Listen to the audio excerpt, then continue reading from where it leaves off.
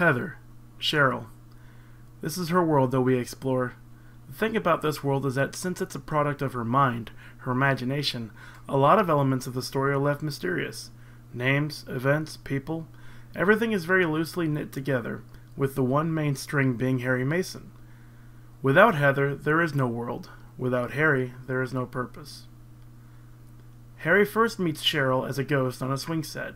Though the ghost isn't named at all, it's pretty clear by the look of her that she is Cheryl, especially since the phone call afterwards has her saying, "Daddy, I need you." Afterwards, we fast forward through time in her memory. First, we visit Levin Street, where someone else lives now. This is because Harry Mason's ID card is really old, and the Masons have long since moved out of Levin Street to Simmons Street.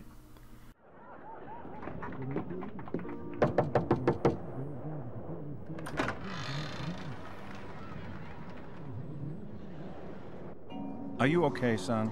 No! What are you people doing in my house? Cheryl! Easy there. This isn't your house. Some trouble, honey? Throughout the rest of the game, we're given glimpses of Heather's life through different stages of her growing up.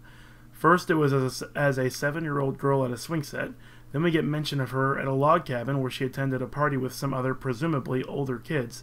And then back to her being a child again, as Harry and Dahlia try to fix their marriage by taking a stay out in the woods. This whole trip was a bad idea. Next, we come up to Heather's relationship problems. She's awkward and unable to love because of her complicated grief with her father's death. You know, I love this thing we've got going, but I'm only human, baby. I look around, see what the other girls are doing, and I gotta ask myself, why is she so frigid? It's hard on me, baby. And with the progress that Heather makes, Harry gets closer and closer to a truth he can't understand. That's an old photo. You say she ran off? No, we were in a car accident. That can't be my daughter.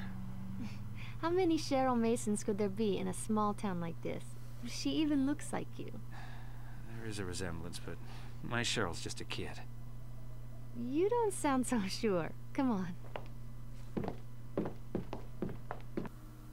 During her time in high school, she begins having relationships with older men, distancing herself from her own generation in an attempt to get closer to her memories of her father.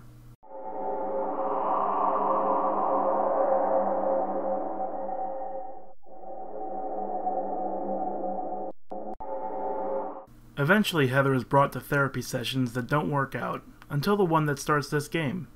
This leads her to struggle with her memories, her past, her grief, just as Harry struggles to find the truth of his own existence.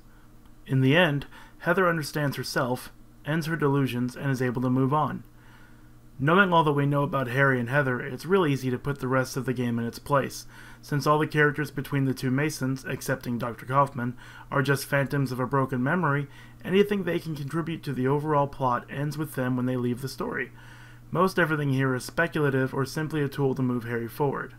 And with that, I too will move forward and put this to rest.